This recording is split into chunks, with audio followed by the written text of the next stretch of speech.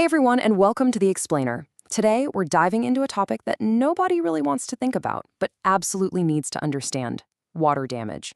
Specifically, we're decoding the hyperlocal risks of water damage in Cambridge, Massachusetts, and breaking down the exact science of professional restoration. Look, we all hope to avoid a flooded basement or a burst pipe, but when it happens, it honestly feels like absolute chaos.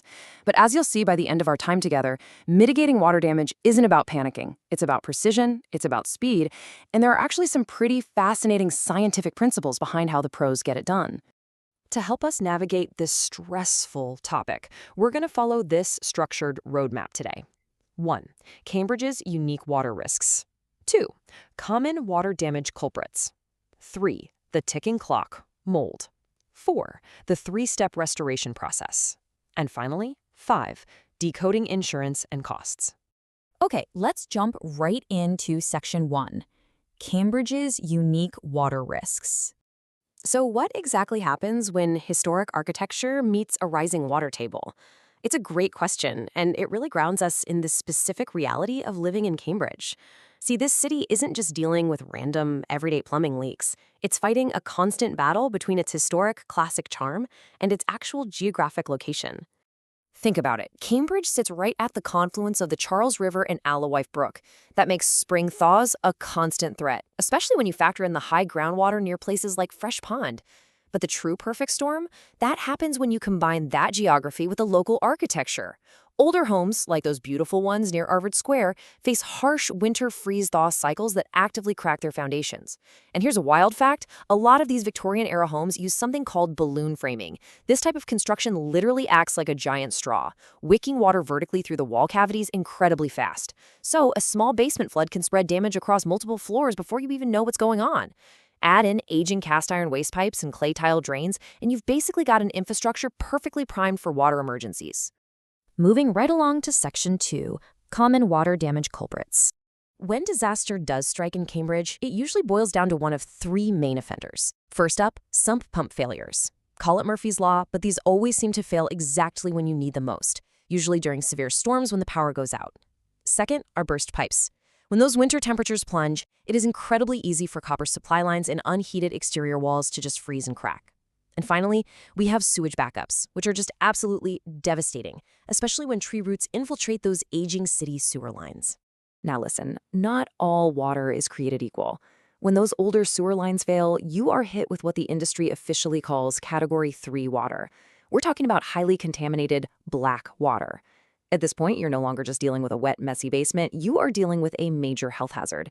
It's filled with dangerous pathogens and demands incredibly strict, specialized cleanup protocols.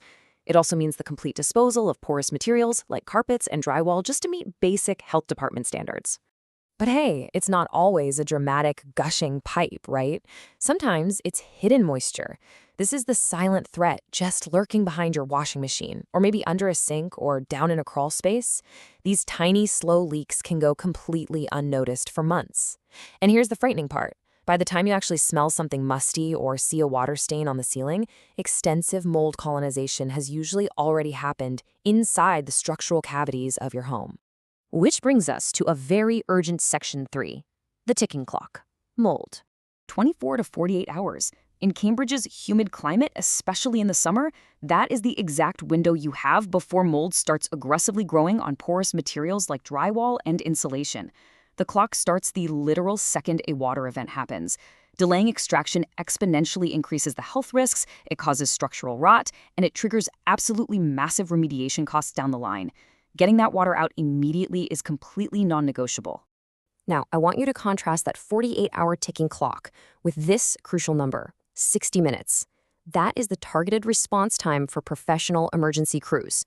Because companies like First Choice stage their equipment locally in neighboring Somerville, which is, barely 12 minutes from any Cambridge address, they can actually have a truck-mounted extraction unit and trained technicians at your door within 60 minutes of you picking up the phone.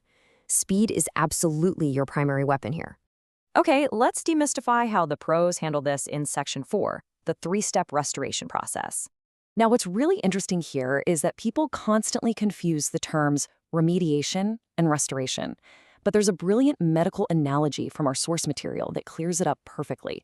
Think of water remediation as emergency medicine in an ER. You are just trying to stop the bleeding. You pump out the water, you set up dehumidifiers, and you remove wet materials to stop immediate destruction.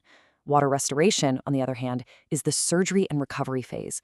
This is where you actually repair the drywall, repaint the walls, and rebuild the property back to how it looked before the disaster. So, how is a chaotic flood systematically resolved? Well, step 1 is emergency assessment and extraction.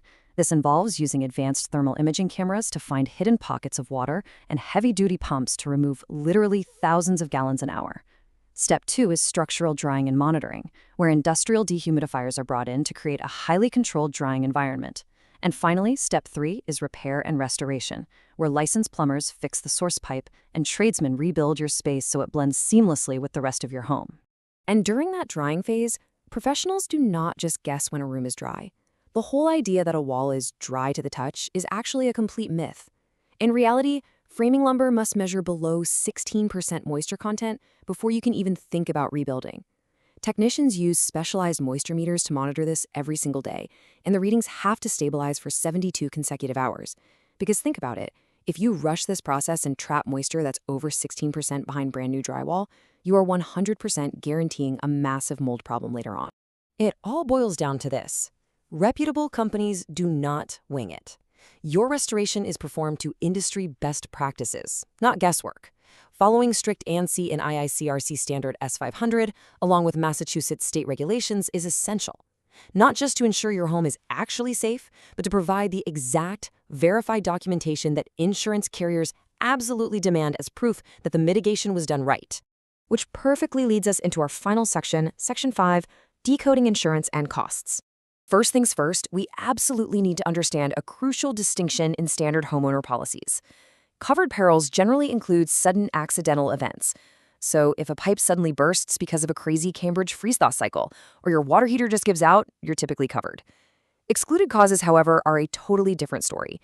If you've been ignoring a slow, gradual leak under the sink for 6 months, or if the Charles River overflows and fills your basement with groundwater, a standard policy isn't going to help you at all. For natural disasters, you need entirely separate flood insurance. Now, if your claim is covered, the average payout depends heavily on a few specific variables. Obviously, water volume and exposure time dictate the initial damage, and the square footage scales the cost up or down. But the type of water and materials are the real wildcards here. Cleaning up Category 3 raw sewage requires drastically more expensive safety protocols and hazmat disposal than just clean tap water.